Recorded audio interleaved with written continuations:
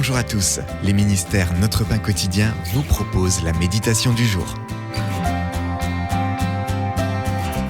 Sous la protection divine.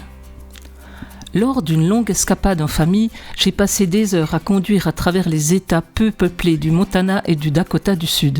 J'ai alors commencé à remarquer un motif. De vastes terres agricoles étaient parsemées de boisés entourant une maison.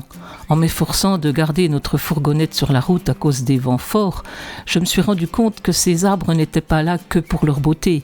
On les y avait plantés aussi pour protéger la maison et ses occupants des puissantes bourrasques balayant le paysage. Le prophète Ésaïe a comparé un avenir sous la protection divine à un abri contre vent et tempête.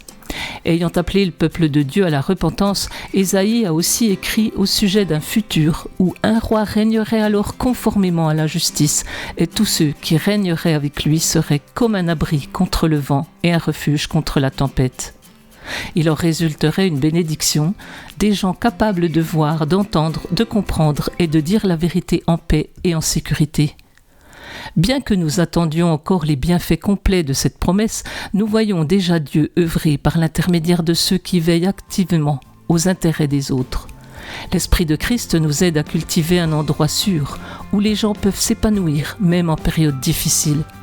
Voilà un moyen tangible par lequel nous pouvons les aimer et prendre soin d'eux conformément à Dieu.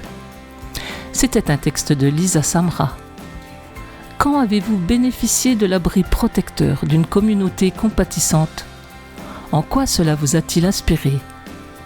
Père Céleste, aide-moi à être un abri pour ceux de mon entourage. Cet encouragement vous a été proposé par les ministères Notre Pain Quotidien.